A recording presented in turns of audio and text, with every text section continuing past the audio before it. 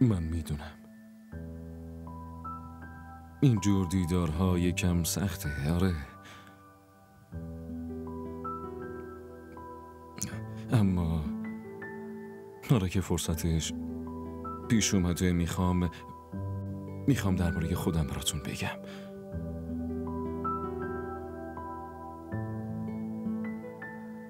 من خیلی آدم ساده ایم.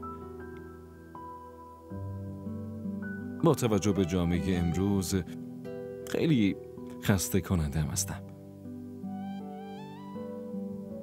دوستای زیادی هم ندارم. بعد از کارم ترجیح میدم خونه بمونم و خیلی بیرون نمیرم. آره، واضح بگم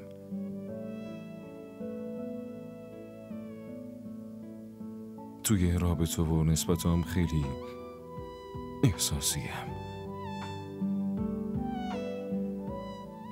یه چیزی رو بهتون اطمینان میدم که توی خونه من به هیچ عنوان اذیت نمیشید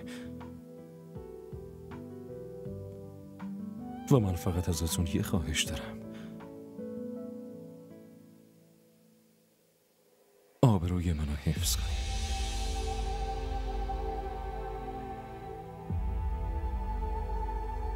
همین.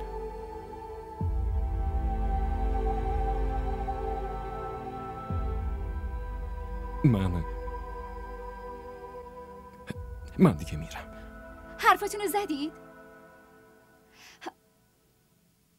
حرف زدید؟ آره. حرفی زدی یا نه؟